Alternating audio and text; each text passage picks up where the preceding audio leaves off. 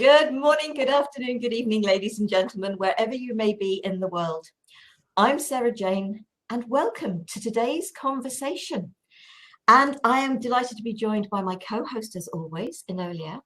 Hello. And our delightful guest, and of course I'm going to say that because I'm going to be very honest, she's my sister. And our delightful guest, Jaki King. Jaki. Like they can't see the look-alike. Jaki, welcome. Thank you. It's lovely to be here with both of you. Yes. And it's lovely, you know, sort of. And now I've moved my things so I could tell you what was happening a fortnight's time. Today's conversation is about working together, benefits, strengths, and weaknesses. And I think this is really important, you know, not just from a business perspective. I think it's almost from a life perspective. It really is. And we've all worked in business. Jackie's running a doddle, if everyone cares. And so she, you know, I know that that's proving you're working with a lot of people at the moment. And so Jackie's coming in with the perspective. I've worked in business, Enolia's worked in business. We have our own businesses, all of us, because actually what Jackie's doing. So we're obviously coming, but we are coming from our own perspective, our own experiences of that working together.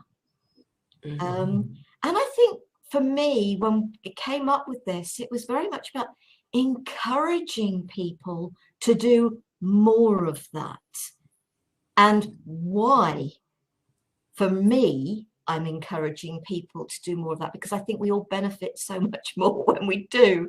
But Jaki, I know this is a topic that is really close to your heart, as well as mine. And mine. And Enolia's, yes, absolutely. But obviously I invited you because I know this is a conversation you and I have had numerous times.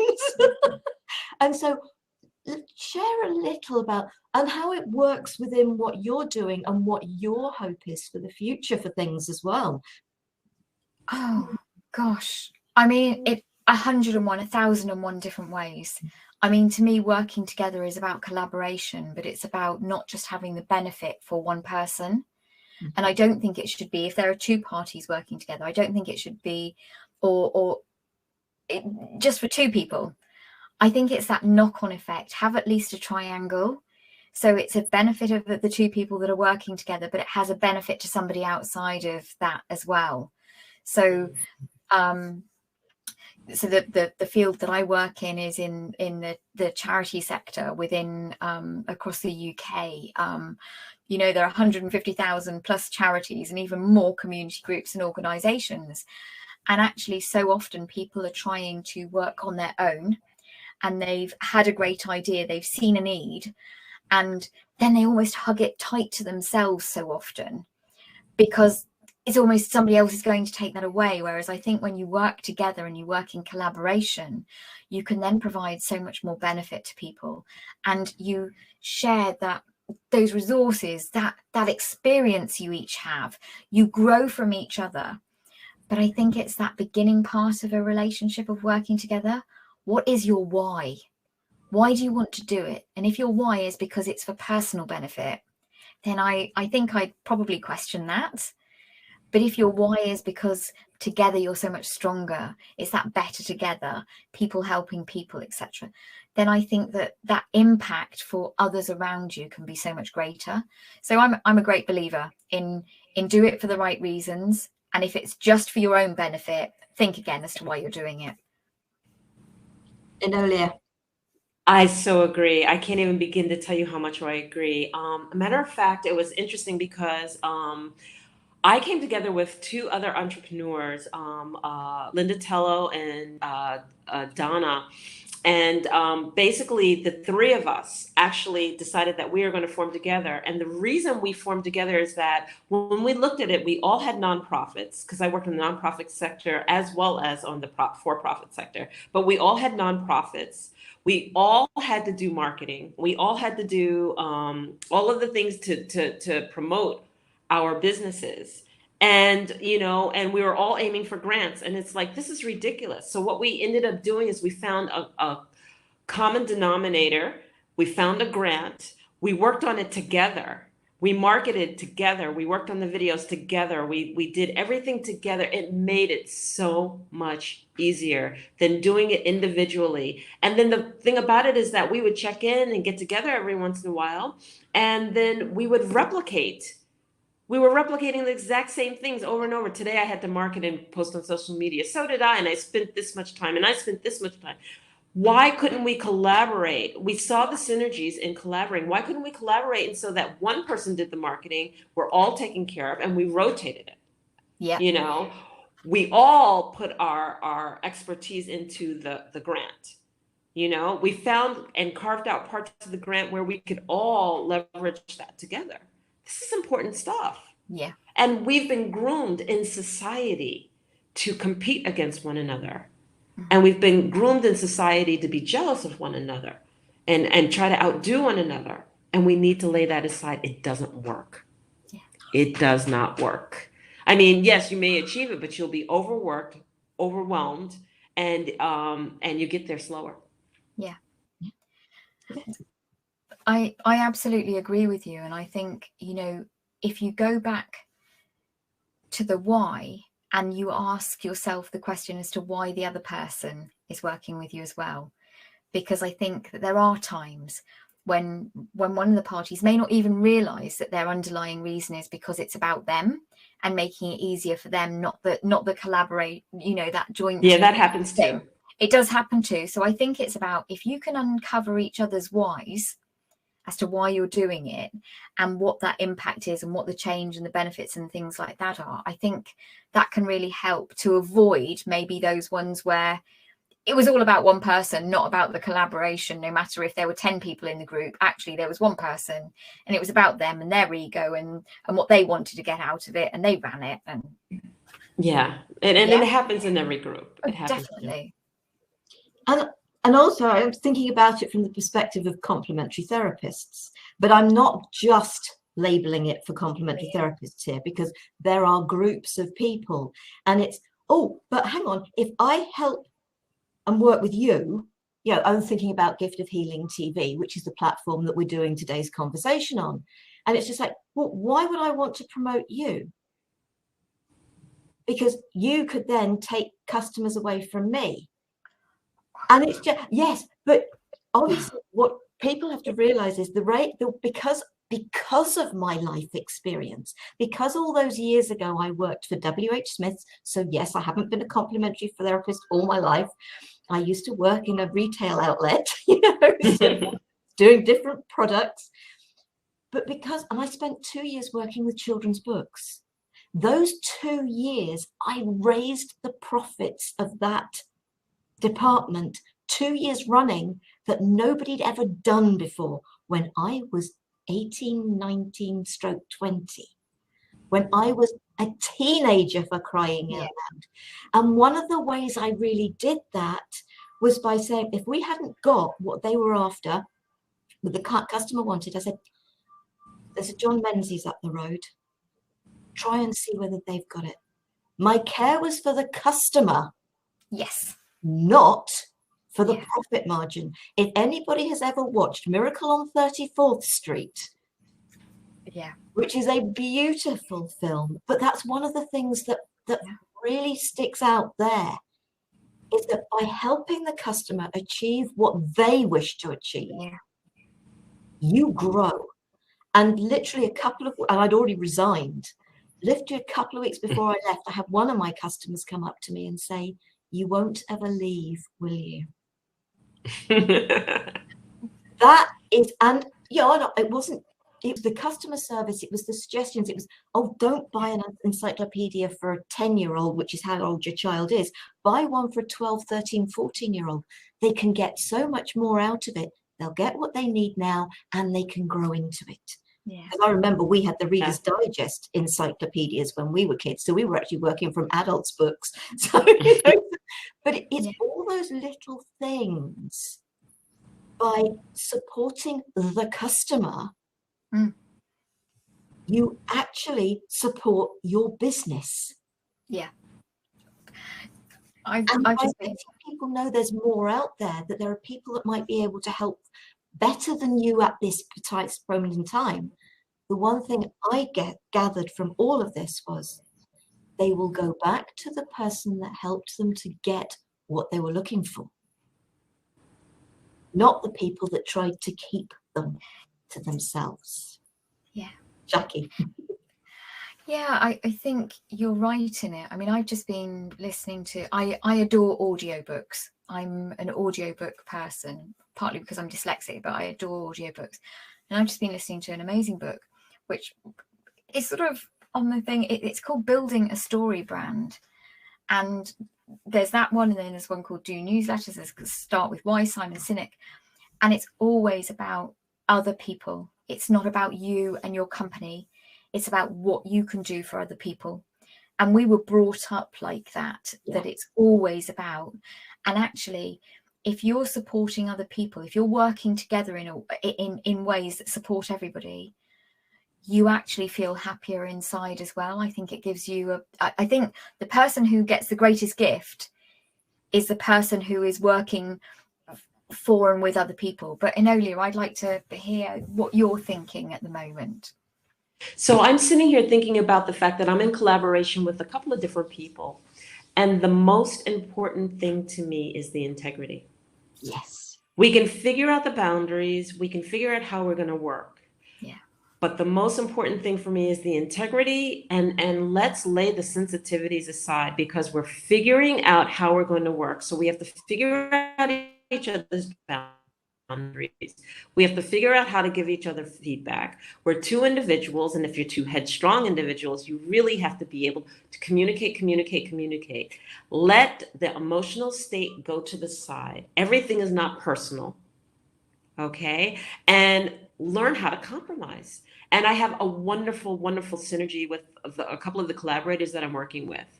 We have just found our rhythm. And see, if you go in going that, okay, I'm open, I'll listen to any feedback, I'll adjust. And then there's certain things I want to really stand up for that are important to me. And, I pick and choose my battles, but also, and I want your viewpoints on this, is have an exit strategy.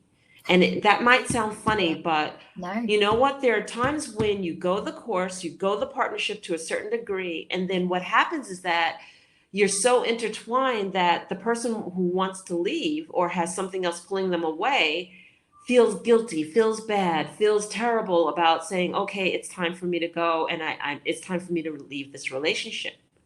And I love the saying that I have, which is that we come into each other's time for a reason and a season. Yeah. And when the season's over, let them go. Yeah.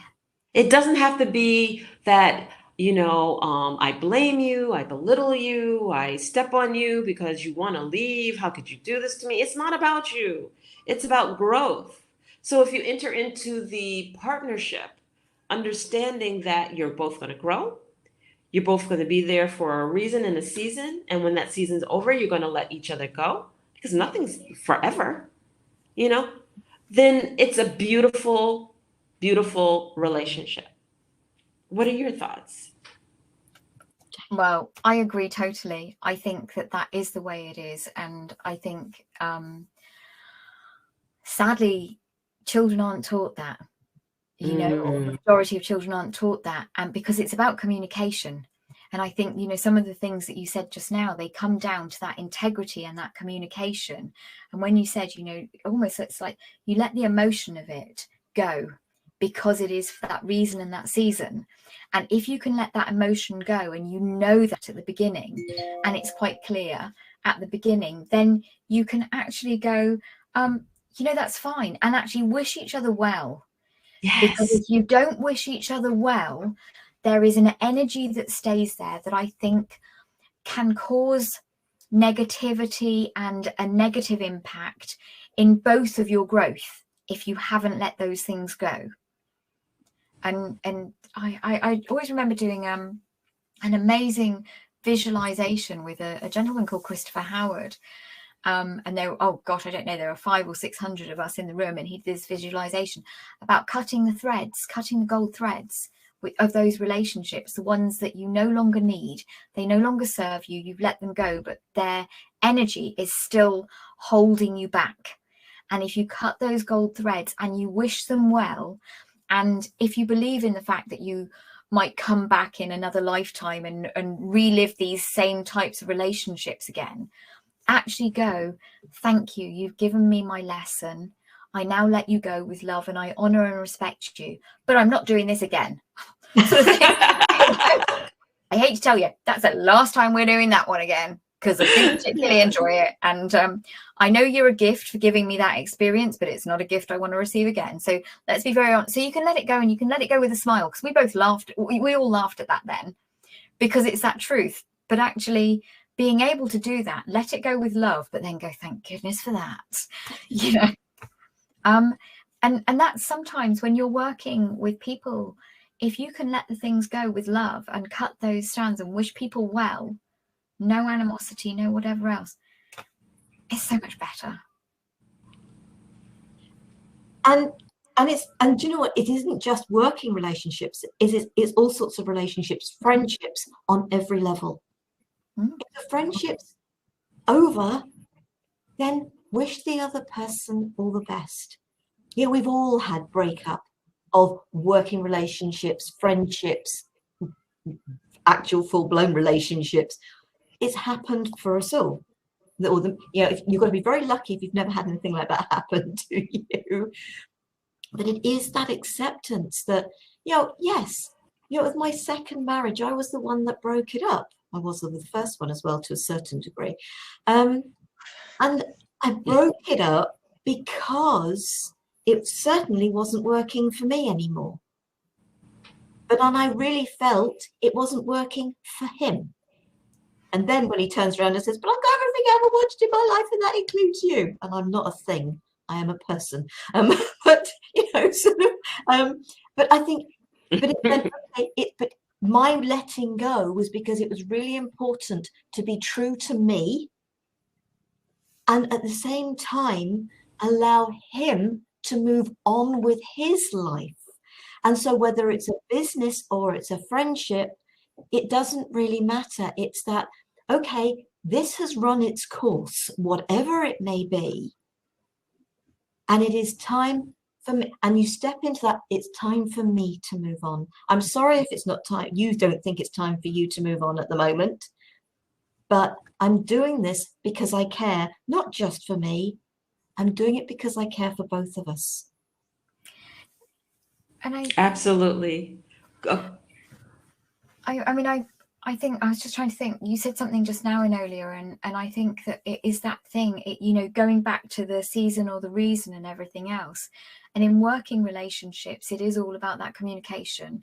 It's all about setting, you said about, you set those boundaries, have your exit strategy, but know your why when you're going into it. So you know that you're going into it for the right reasons, and that it's beneficial for more than just yourselves. I think working relationships can be so powerful, and collaborating, sharing those tasks and making it easier, which creates a better work-life balance, which creates a better, greater social impact. It creates all of these other benefits, and that, rather than feeling egos and silos. Oh, yes. that egos and silos. It's me. I can't do this, and stay away, and you just sort of think, oh, that's not serving anybody. Are you listening to your customers? I had a very interesting conversation just yesterday, actually, and we were talking about something, and I was talking about how we developed our work, and it was about listening to what people really said and what they wanted, not about what we wanted to do and what we wanted to create. And I said it's about listening to people and letting them know they're heard by saying to them this. And they said, oh, we're trying to get our bosses to understand this. And it was just like, how often does that happen in companies and businesses? That the business is there to serve a clientele, a section of the community or whatever else. But actually, nobody's really listening to what those people want, and is trying to sell and force onto them what they think those people want.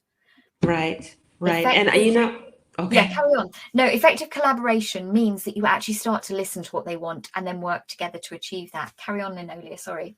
Oh, no, no, no, no, no. Don't. That's why you're here. So I just wanted to interject also that, sometimes we think that business relationships when they break up are a terrible thing, but they're not.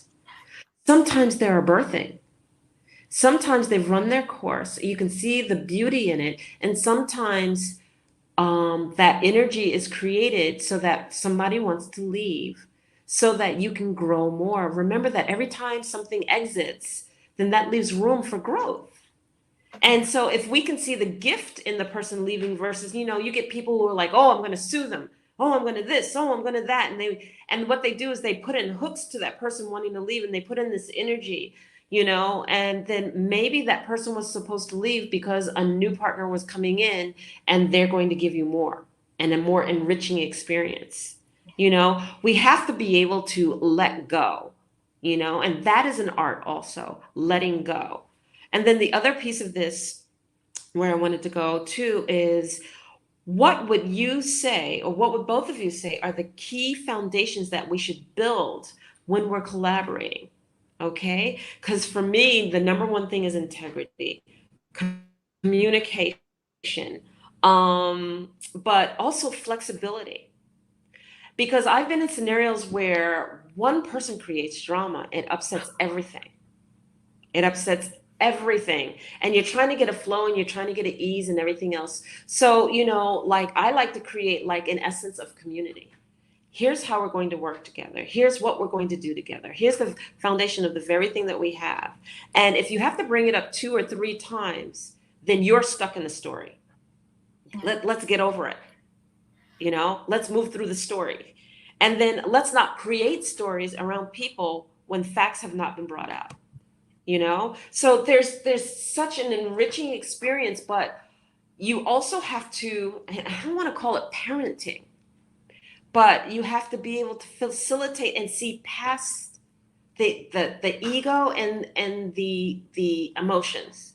If you can see past the ego and emotions and nip it right out. Listen, you both want the same things, but you're both headstrong and neither of you are listening to each other. Listening. I think listening has got to be a key skill in any partnership, any working together, and actually listening for what is not said, to try and, because sometimes what somebody thinks is the problem is not the problem. But when you I can't think what I was listening to probably this morning actually, and it was something like the 5 whys, and it was that they did the story, and I can't remember all the different facts, and it was the forest being cut down. So why are they being cut down? Because the people are poor. Why are the people? So they need money. And why are they poor and they need money? Because somebody is sick and needs to go to the hospital and they can't afford it. And then, well, why can't they afford it? Well, there's not one locally and they have to go somewhere else. Well, why is that? So the solution wasn't to stop the deforestation, wasn't about stopping the deforestation. It was about getting a medical facility in a local community village so that people didn't have to go miles away, and then they could afford it. Therefore, they didn't need the extra money. Therefore, they weren't chopping down the trees. So the solution was nothing to do with the trees. It was to do with the village and what was there in the village. So I think if you've got that why and that ability to go in deeper to discover what the problem is.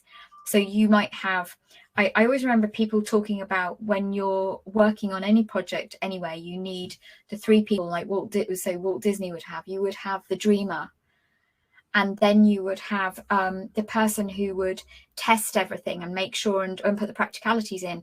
And then you would have the naysayer, the person who goes, we can't do this because if you had each of those people, you would actually get that balance in the middle. You would have the dreamer who goes, well, we can do all this.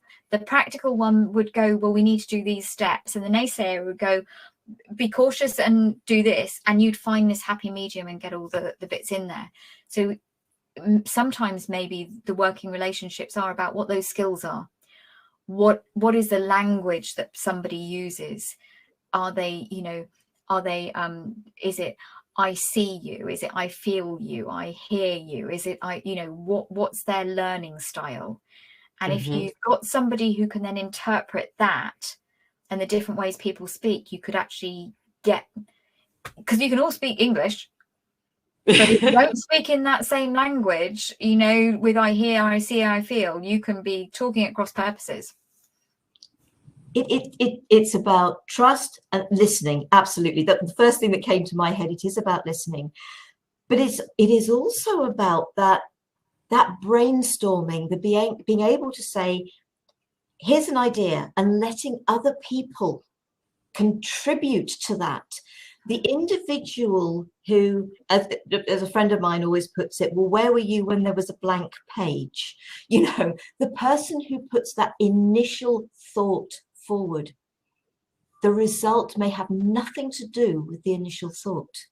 But if it hadn't been for the initial thought, worked on by everybody in the group, you wouldn't reach the result.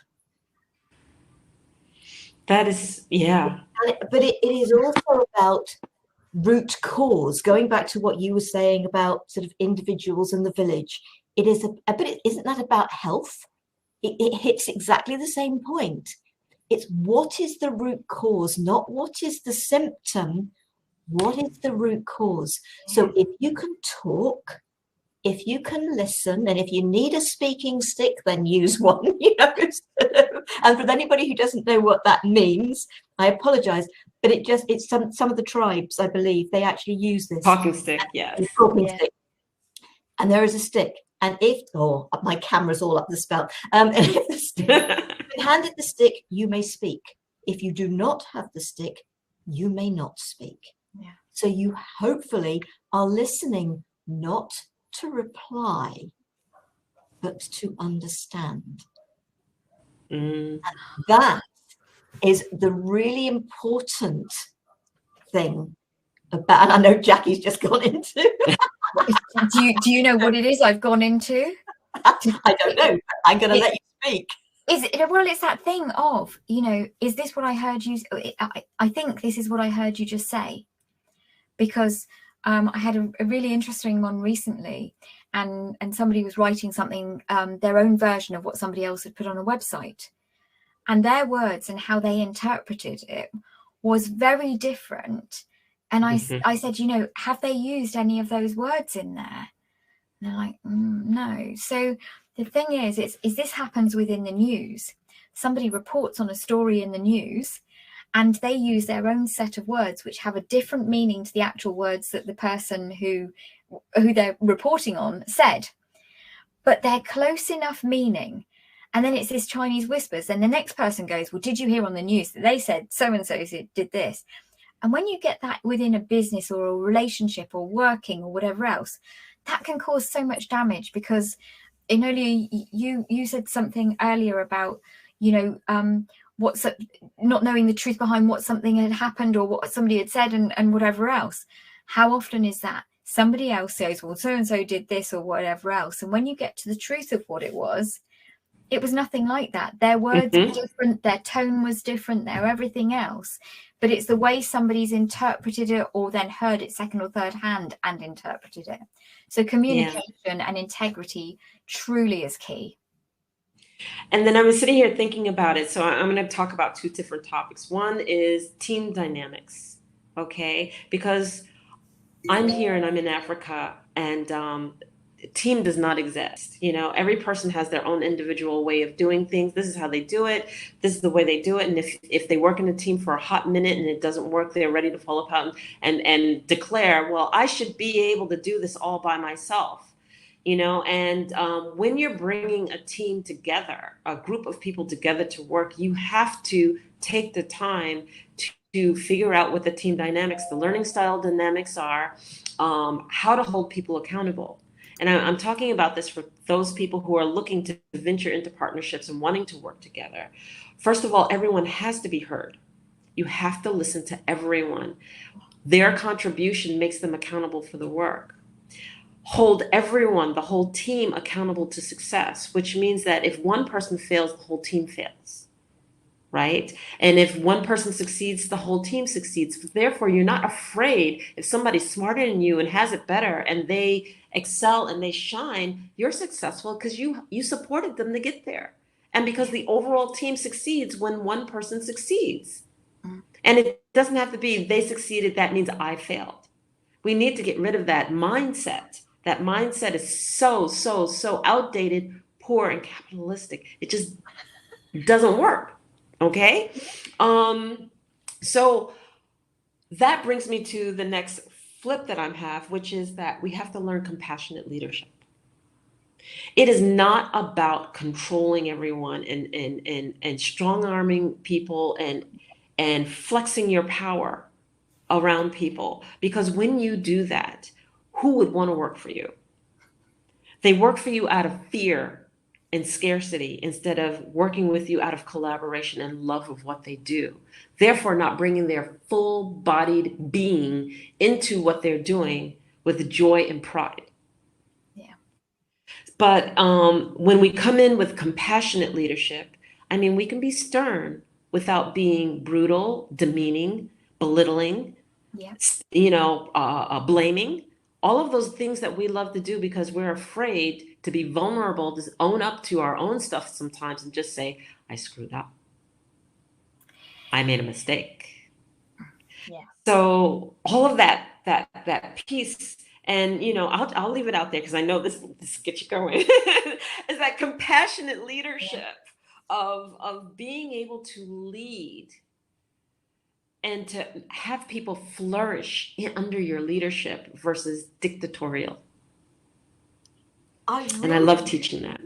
Go ahead. I really feel that we almost need to get rid of these words failure and mistake, because there is no such thing as a failure and a mistake if you learn from it and grow from it.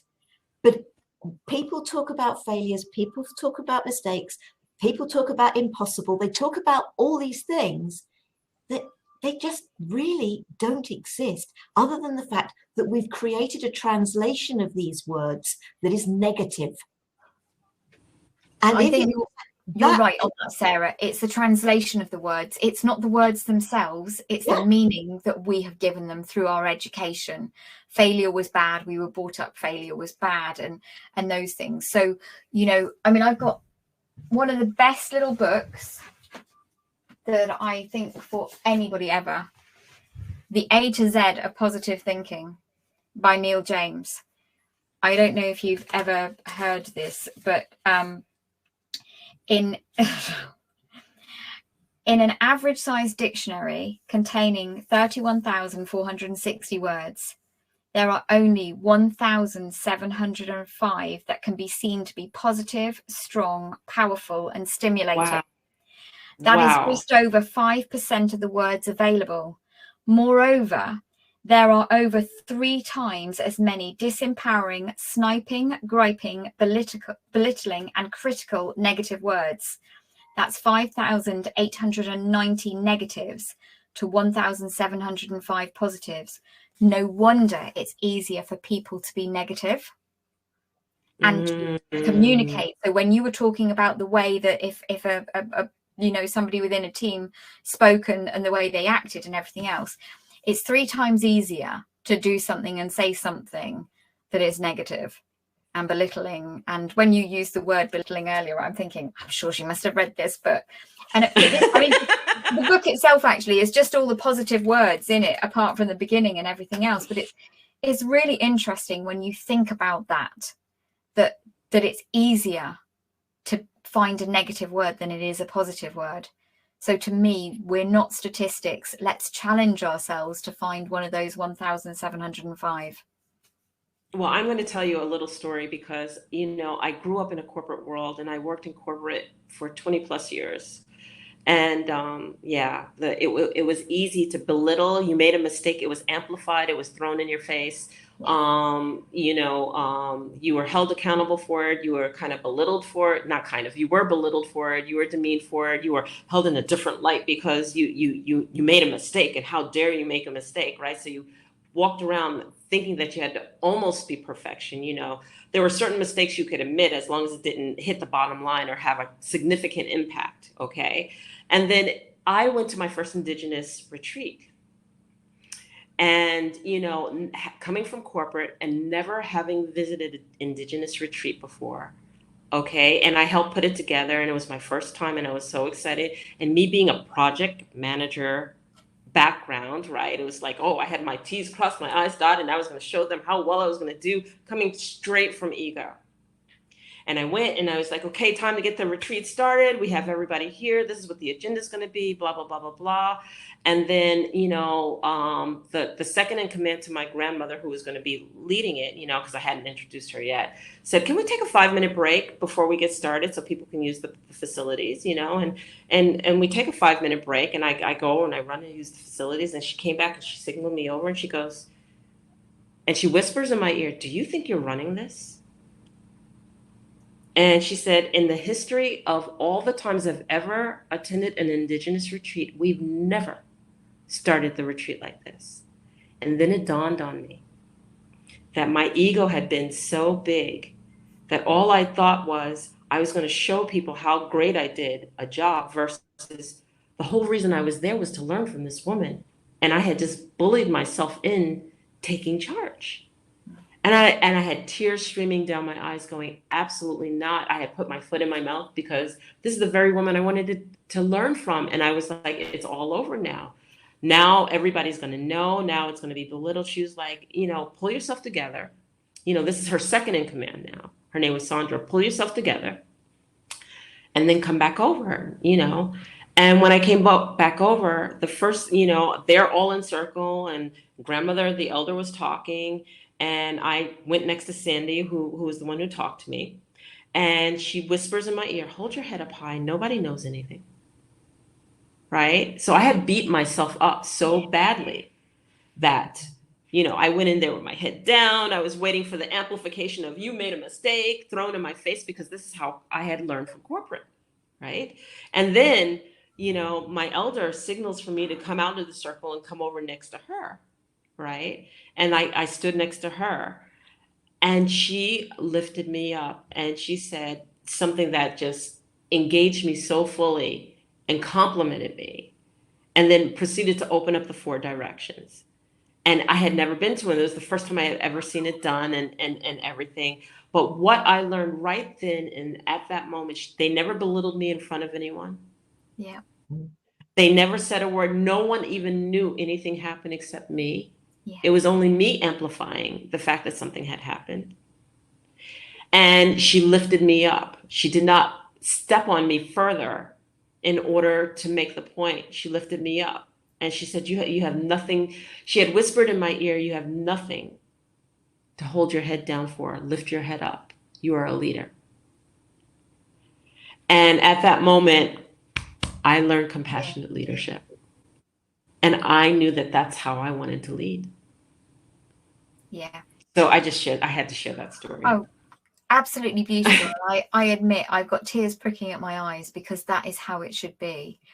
If I'm honest, that's not how our childhood was, and our education. It was belittling. It was scarring, to the fact, I mean, I don't know about you, Sarah, it haunts me to this day, but it gave me the greatest gift of who I didn't want to be, how I didn't want to behave, and how different I wanted to be with other human beings around me, because it doesn't matter who it is. Every single person has value, and every single person, given the right chances and opportunities and everything else, has the ability. They have hidden superpowers within them, because there is something they are so incredible at that they can do that I can't do. They have skills and everything else. And if you can be there to support them in discovering them and bringing them to the fore, then that's the greatest that you can give yourself and them and the people around you and everything else. And I just think when you live in a society where it's like you described within the corporate world, which sadly I would say is the greater part of society, that makes it harder for people to work together. because people are scared of risking failure. They're scared of showing how vulnerable they can be. I was in a meeting yesterday afternoon, and it was really interesting. I wasn't expecting them to bring up the subject of wanting to pay us money for the work we do, because I just do. I'm passionate, and I just do. And they brought it up, and they sort of talked about, you know, could I let them know a sort of figure and this, that, and the other. And I went, I'm going to be very honest now. And it was showing the vulnerability. I said, I don't like talking money. I'm a survivor from an abusive marriage, and money is something I find really difficult. I said, my team will go, Jackie, you know, I said, I'm not there yet with talking that. So they said, you've got nothing to apologize for. Thank you for trusting us. And one of the other ones said, we've got a budget here. I'm going to get in contact with you tomorrow. I'll let you know what sort of figures we're thinking about. And then you can put that together in an invoice for us. So I said, I'm so grateful for your support, because actually the second you said it, all I wanted to do was just get under the table. And they went, no, you've been so professional. And, you know, and I was just like, now, a year ago, I couldn't have admitted that to somebody, that suddenly I was dying in that place.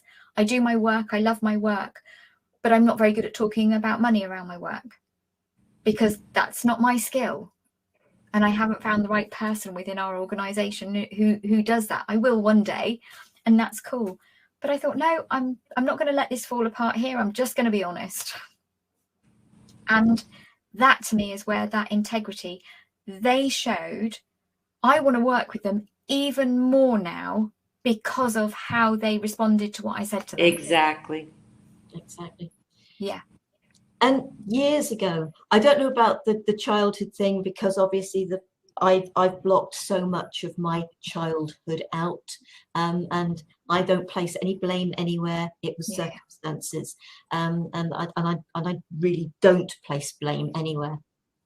But I then had a manager.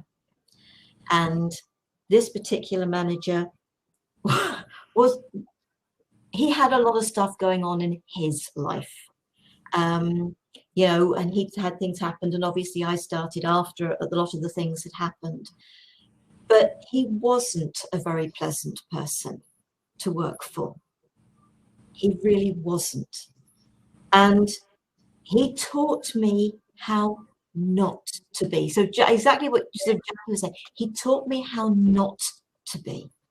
And so when I actually became an area manager in retail, I got to know and he was just the manager of a store who, I don't think he knew anything about any of us, maybe our names.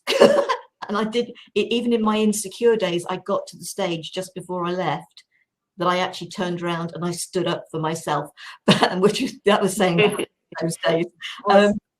But as an area manager, I got to know every single one of my staff in all my stores, even if they only did 4 hours a week.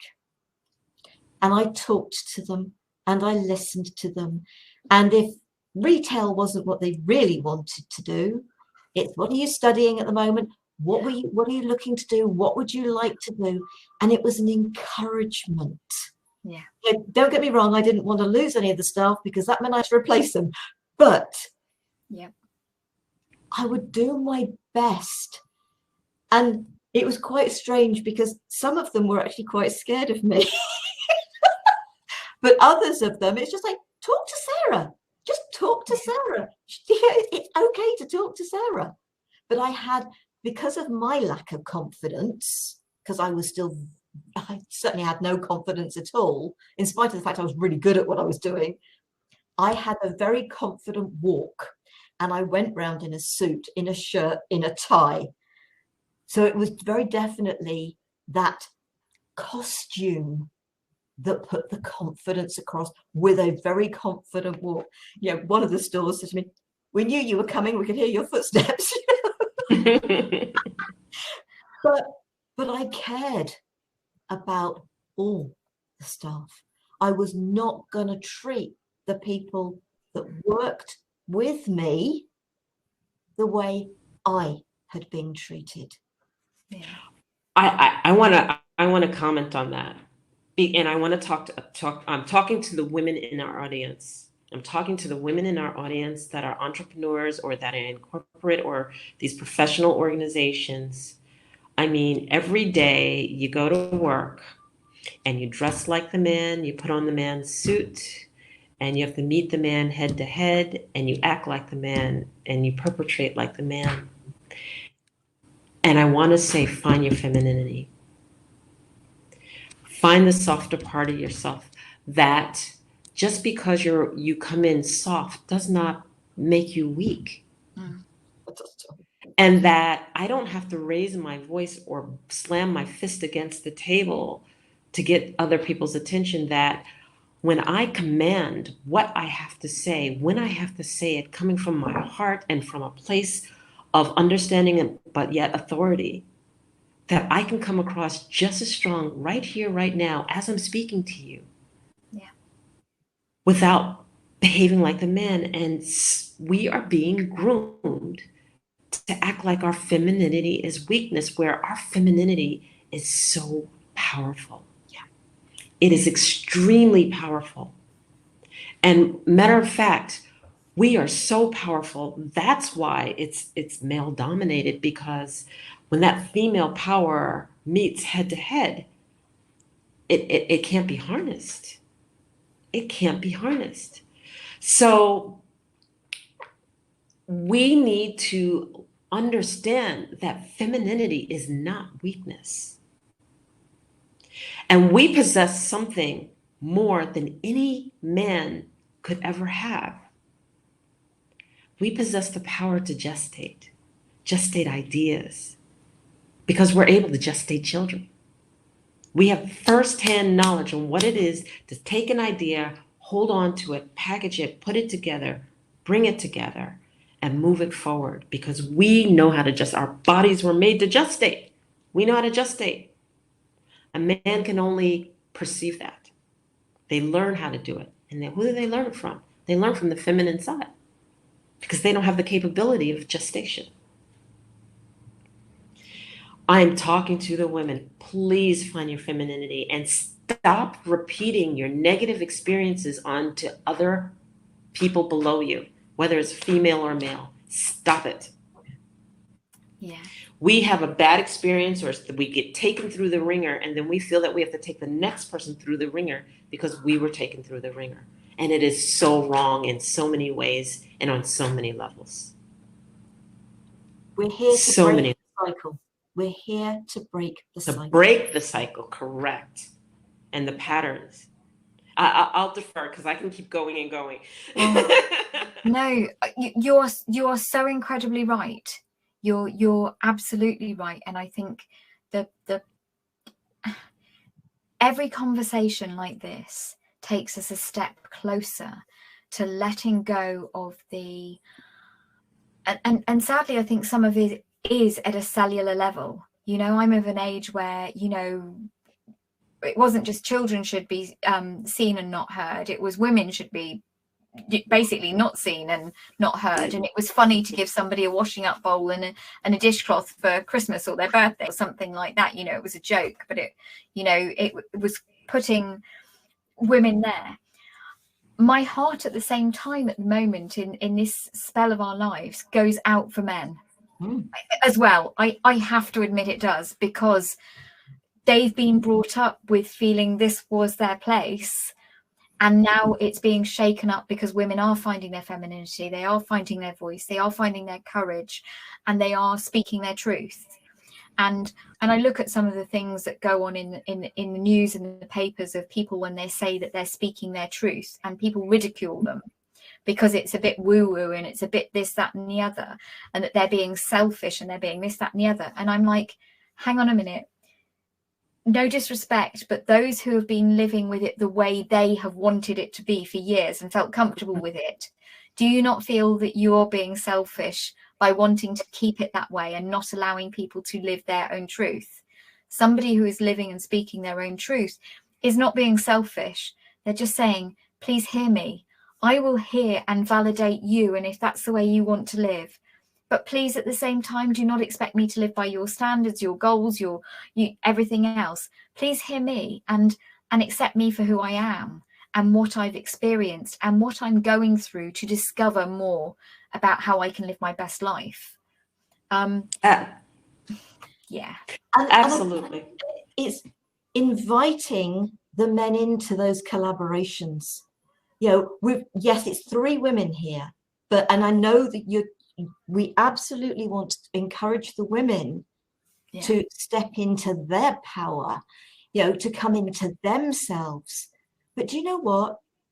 Are men really in their power? They're not. Big boys don't cry. You know, as you said, they've been raised, they've got to be the breadwinner. And of course, that really doesn't work these days, because you've got and you have got the men who are actually the house husbands. Good for you, ladies and gentlemen. Yes. Yeah. So I just want to comment really quickly that in telling women to step into their power and that they're powerful and this is how they differentiate from men does not belittle or say, you know, men are this. Because we tend to think that way sometimes, where it's just like, because I'm propping up the men, that means it has to be on top. Propping up the woman, that has to be, you know, at the belittling of the man. And I'm not saying that at all. It's not a propping up of anybody. Yeah, exactly. It's just a matter of saying to people, who are you? Discover who you are. Mm-hmm. Discover your strengths, the things that you love, the things that you're happy with.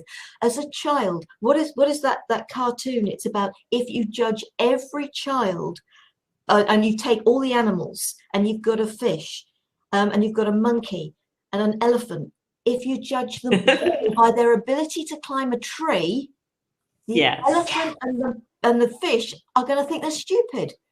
And they're not. You were saying earlier, Jackie, about everybody has what they are good at. Their bit that they bring, their piece of the pie that creates the whole. Yeah. So we're talking back about the working together, because when we do, that is when we can create the whole. That's when we can bring something together beautifully and come into some positive words perfectly. I'm a great believer, actually, and there's no such thing as perfection. Yes. Yeah. There's no such thing as perfection. It is what it is for each individual. And perfection's our own interpretation of it. Yeah. And I must admit, since I think each of us has our own instruction manual for each and every one of us. And if we can learn our own instruction manual ourselves, then we're able to maybe communicate that to other people. Because actually we're not all the same. We're all unique. We're all individual. And there is that strength in that. And we're all perfect in our own ways. You know, when I talked about, you know, men earlier, and I said, you know, my heart goes out to them because it's as much of a change for them.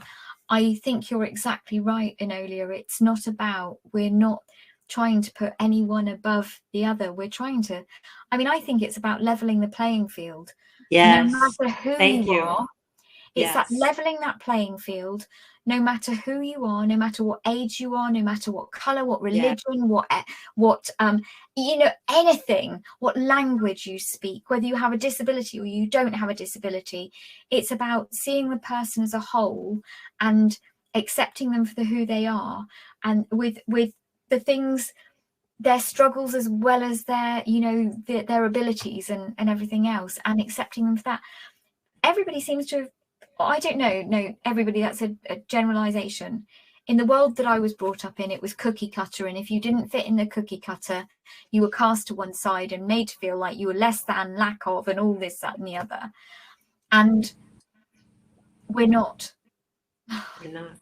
I agree. We are so not. And, you know, we all go through our different fields of emotion, and we get angry, or we're happy, or we're sad. I wish people could just see each other as human beings. You know, we are all just one human beings. We're all here. We all need to sleep. We all need to eat. We all have the same basic needs. Yeah. And the bottom line is just if we can be kind to our fellow man, if we could collaborate, if we can have integrity with our fellow man, and stop carving out this is mine, kind of thing. If we could just work with each other, meet each other in the middle. And we Oh can't my take God. any of it with us. What a world we would be living in, right? What a world. You just brought it back, Enolia, to that working together, when we can work together. And for some people, some groups of people are going to be right to work together because they speak in that same language, that the type of language, not and they've got the skills that complement each other. And some, those partnerships, those working together are never going to work because they don't. I know. And that's equally okay, because as you said, Sarah, earlier when you were talking about relationships and everything else, when you let go of that one, and Enolia, you said it as well, when you let go of that one, you open the door for something better to come in. It's because there is that space for something else.